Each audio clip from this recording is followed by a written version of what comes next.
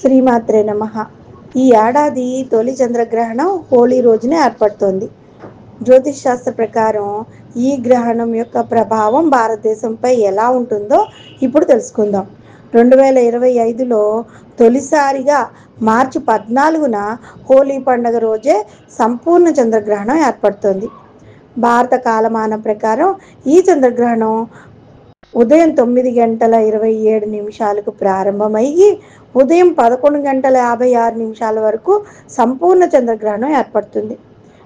మధ్యాహ్నం 3:29 వరకు ఈ గ్రహణం ఉంటుంది.